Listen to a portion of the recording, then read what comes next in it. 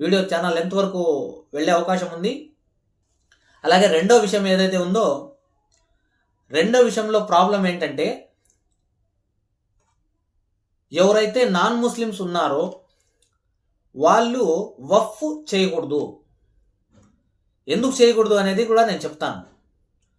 వీళ్ళు ఆ బిల్లులో ఏదైతే పొందుపరచడం జరిగిందో, ఎవరైతే నాన్ ముస్లిమ్స్ ఉన్నారో వాళ్ళు వఫ్కి వఫ్ చేయకూడదు. అంటే ఇంతకుముందు వఫ్ చట్టానికి అనేక సార్లు మార్పులు చేర్పులు చేస్తూ వచ్చినారు. ఇది ఫస్ట్ టైం కాదేమి. గత మనకు స్వాతంత్రం వచ్చినప్పటి నుండి దీనికి మార్పులు చేర్పులు చేస్తానే వస్తూ ఉన్నారు. ఒక్కో గవర్నమెంట్ ఒక్కో విధంగా చేస్తూ వచ్చింది. ఎప్పుడూ అభ్యంతరకరం మనం చెప్పలేదు. కానీ ఈ ఒక్క గవర్నమెంట్ వచ్చినప్పుడే అభ్యంతరకరం ఎందుకు వచ్చిందంటే, ఇందులో వాళ్ళు పొందుపరిచిండేటివి ఆ విధంగా ఉన్నాయి. సో దానివల్ల అభ్యంతరకరం చెప్పాల్సి వస్తుంది. ఇక్కడ వక్ బై యూజర్ ఒక ప్రాబ్లం అయితే, రెండో ప్రాబ్లము ఎవరైతే నాన్ ముస్లిమ్స్ ఉన్నారో వాళ్ళు ఇవ్వకూడదు అని వీళ్ళు చెబుతున్నారో, అది కూడా దానికి ఒక కండిషన్ పెట్టడం జరిగింది వీళ్ళు.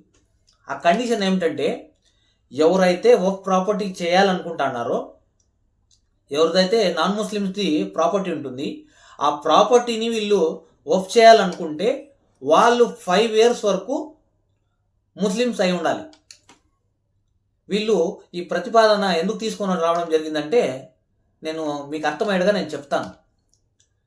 ఈ ప్రతిపాదన ఎందుకు తీసుకొని రావడం జరిగిందంటే, ఇప్పుడు మనకు ప్రజెంట్ ఉన్న సిచ్యువేషన్లో చాలామంది వ్యక్తులు ఈ మతం నుండి ఆ మతానికి, ఆ మతం నుండి ఆ మతానికి, ఆ మతం నుండి ఈ మతానికి అట్లా కన్వర్ట్ అవుతా అన్నారు.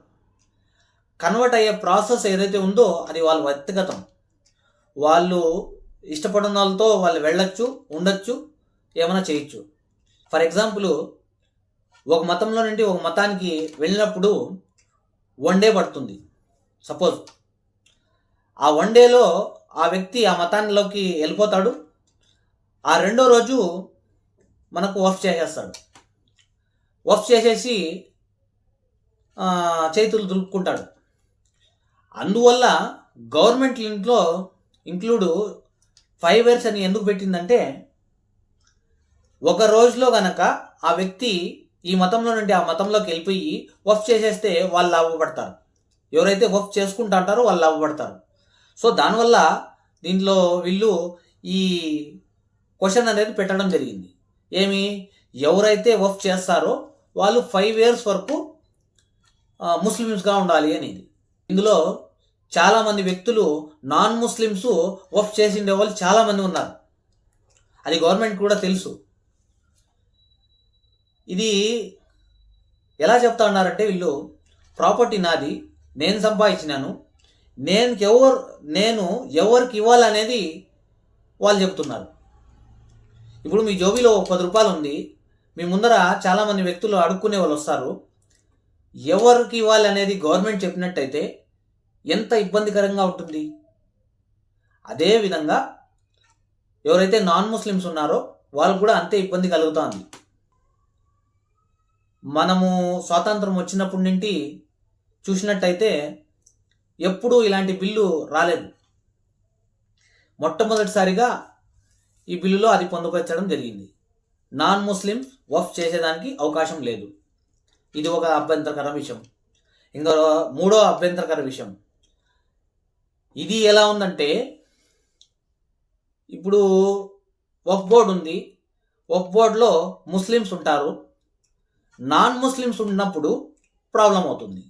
ఎందుకంటే వీడు చేసే విధానాన్ని అతను చేయలేడు.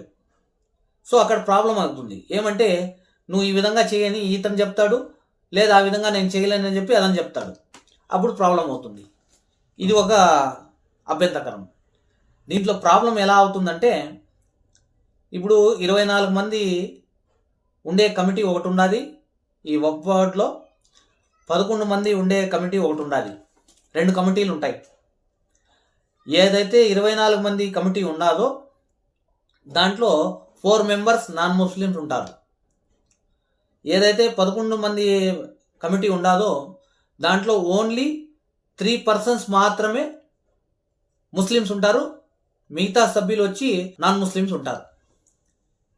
ఇప్పుడు వీళ్ళు ఈ బిల్లులో ఇది పొందుపరచడం జరిగింది. నాన్ ముస్లిమ్స్ ఎప్పుడైతే దీంట్లో ఇన్వాల్వ్ అవుతారో అప్పుడు చాలా ప్రాబ్లమ్స్ క్రియేట్ అయ్యే అవకాశం ఉంటుంది.